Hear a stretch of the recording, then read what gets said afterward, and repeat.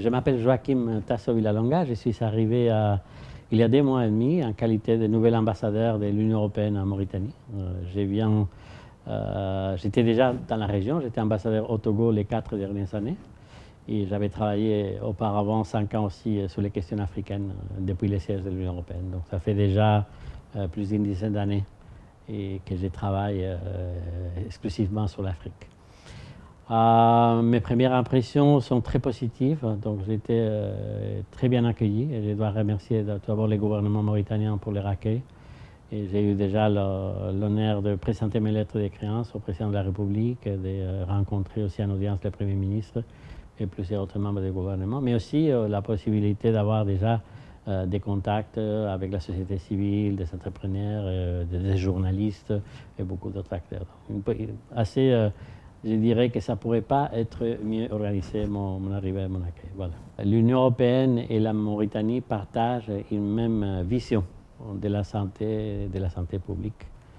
Et c'est qu'un accès, on considère qu'un accès inclusif, un accès équitable et un accès universel aux soins de santé n'est pas seulement un droit humain, mais c'est une condition indispensable au développement et au bien-être des populations. Donc ça, c'est un constat dans lequel il y a clairement une entente entre les gouvernements mauritaniens et l'Union européenne.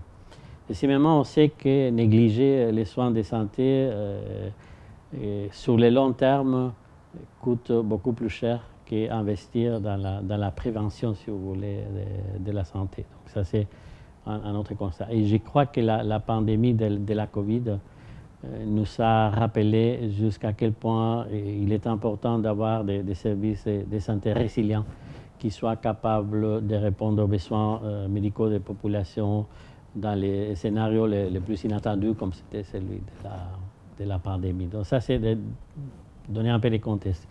Quant au rôle de l'Union européenne, bon, comme vous le savez, c'est un domaine qui est un domaine prioritaire de notre coopération, la santé particulièrement en Mauritanie. Nous avons depuis déjà 2017 alloué plus de 80 millions d'euros au développement de la santé. Et notre rôle, si vous voulez, c'est un rôle d'accompagnement, mais aussi un rôle d'assistance technique, des conseils et bien entendu aussi des soutiens financiers et des soutiens matériels qui est également important parce qu'il y a énormément de besoins. Et finalement, on joue un autre rôle, c'est qu'ensemble avec le ministère de la Santé, on facilite la coordination des différents bailleurs qui interviennent dans les domaines de la santé. Et d'ailleurs, parmi les bailleurs, l'Union européenne est considérée comme le chef de file dans les domaines de la santé. Ensuite, si vous voulez, à la question plus spécifique de nos actions, de nos projets en Mauritanie, donc il y en a plusieurs.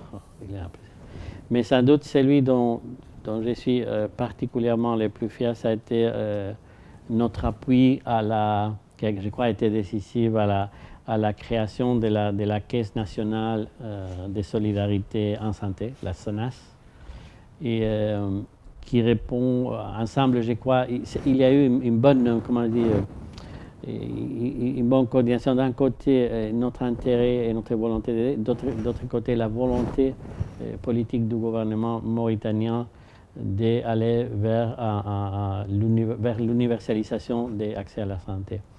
Et ça a permis l'établissement de la CNAS et aussi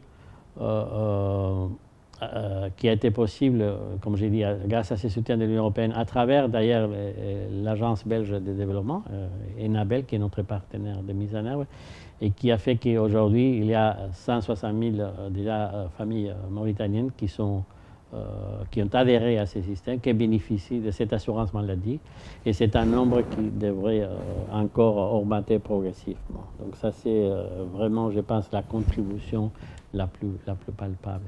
Ensuite, à travers, on a un programme, comme vous le savez, d'appui au secteur de la santé, avec le ministère de la Santé. Et là, ça s'appelle les PASS, et qui consiste à une assistance technique fournie par NABEL, comme je viens de mentionner, mais aussi à des appuis à des organisations de la société civile qui sont actives dans le domaine de la santé, des actions en lien avec la santé, mais on soutient notamment les efforts aussi du gouvernement dans la provision des services de base, des services de santé aux populations, que ce soit, par exemple, un exemple très concret, c'est dans la région de Hauts-de-Serbie, que vous le savez, qu'il y a un nombre important de réfugiés. On essaie de renforcer ces services de base, y compris l'accès aux soins de santé, non seulement pour les réfugiés, mais aussi et plus particulièrement pour les communautés d'accueil qui sont aussi dans les besoins. Et j'ai eu le privilège de visiter, de lancer certains de ces programmes la semaine passée dans cette région. En quoi consiste particulièrement? Bon, d'accord, il y a augmenter l'offre de soins qui sont offerts à la population, ça c'est important. L'achat et distribution des médicaments et finalement, comme je l'ai dit, les renforcements des ressources humaines. C'est aussi important d'investir dans les formations du personnel sanitaire et la meilleure éducation en santé des santé. Ça serait un peu une réponse peut-être un peu large, mais un peu longue, mais qui démontre un peu l'ampleur et l'engagement de l'Union européenne avec la Mauritanie dans le domaine de la santé. Par rapport à MEDEC, cette première fois de la santé, bon, d'abord, je ne peux que saluer cette initiative du gouvernement qui nous semble extrêmement pertinente pour les raisons que je viens d'évoquer. La santé est primordiale et promouvoir, si vous voulez, ce type d'événements avec des acteurs santé qui viennent de l'extérieur, qui vont présenter leurs différentes innovations en matière de santé et qui va rassembler professionnels, mais aussi les acteurs politiques, les secteurs privés, les chercheurs, etc. Donc ça ne peut que se traduire probablement par, par des accords entre les différents acteurs, peut-être aussi des partenariats public-privé. Mais c'est aussi pour les professionnels une opportunité de voir quelles sont les dernières, si vous voulez, avances en matière de soins de santé et de réfléchir, penser à exploiter la possibilité d'adapter ces développements en Mauritanie. Donc ça, c'est important, c'est que les interventions soient adaptées au contexte. On ne peut pas exporter quelque chose directement sans tenir compte de ces contextes. Donc, une initiative excellente qu'on salue et qu'on soutient d'ailleurs. L'Union européenne soutient l'organisation de MEDEC. Et je suis convaincu que ça va se traduire en bénéfice pour les bénéfices de la santé des Mauritaniens. Et j'espère aussi que ça ne sera pas la dernière ou la première et dernière, mais que ça pourra se traduire dans un événement périodique. Je ne sais pas si annuel ou biannuel ou autre, mais je vois parfaitement l'intérêt. Et étant donné l'engagement du gouvernement mauritanien, espérons aussi que les clubs des investisseurs européens en Mauritanie que nous soutenons, vous savez, c'est un club qui a été établi récemment à l'initiative de l'Union européenne et qui rassemble les différentes sociétés, entrepreneurs européens qui investissent en Mauritanie.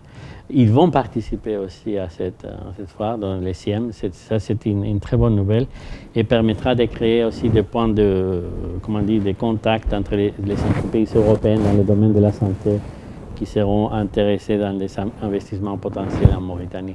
Donc on essaye, comme vous voulez, d'utiliser non seulement les financements, mais aussi la mobilisation du secteur privé européen en soutien de la santé en Mauritanie. Les secteurs européens devraient venir en Mauritanie. Donc je pense qu'il y a plusieurs raisons. La première, c'est que la Mauritanie est un pays en pleine transformation et qui offre énormément d'opportunités. Le potentiel est énorme du pays. C'est un pays qui malgré le fait qu'ils n'ont pas une grande population, c'est une population très, très dynamique, est un pays avec vastes ressources et il y a surtout une volonté du gouvernement de faciliter les investissements étrangers. Et je sais que le sujet d'aujourd'hui, c'est la santé, mais on est en train de promouvoir ces investissements dans tous les secteurs, notamment, comme vous le savez aussi, énergie renouvelable, hydrogène vert, infrastructures et autres, parce qu'on sait qu'il y a un vrai. Les expériences de plusieurs entrepreneurs qu'on a rencontrés dernièrement sont dans son ensemble positif. Et on est là aussi comme Union européenne pour accompagner et pour aider ces investisseurs européens à investir.